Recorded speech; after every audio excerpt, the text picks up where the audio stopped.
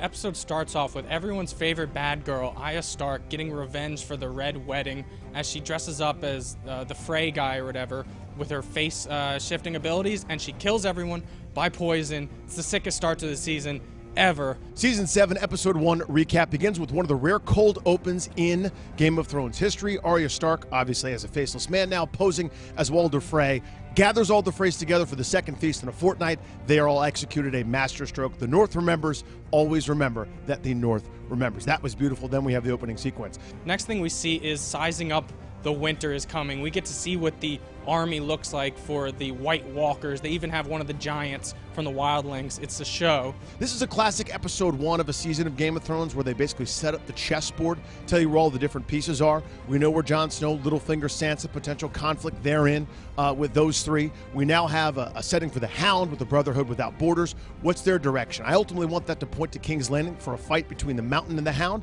Hasn't happened yet. I wonder what Beric Dondarrion, Thoros of Myr and company will end up having the Hound do kind of as he's in their employ. And then Jon Snow, who's back from the dead, of course, and Sansa are giving orders for the war to prepare. And Jon wants everyone to be equal here. Whether you were good or bad before, you're now fighting evil for the sake of humanity in Game of Thrones. Daenerys Targaryen returns to Dragonstone, the place of her birth. That is an outstanding storyline. That is the place that she would stage her conflict from. And at the end, Daenerys Targaryen returns home, and she's ready as the final chess piece is set in the board for Game of Thrones Season 7. Then, of course, you have King's Landing, enemies to the west, enemies to the north, enemies to the south and east. Not sure where we're going to go from here in terms of the allies, rather, of Cersei and Euron Greyjoy. But again, the pieces are set, the board is moving.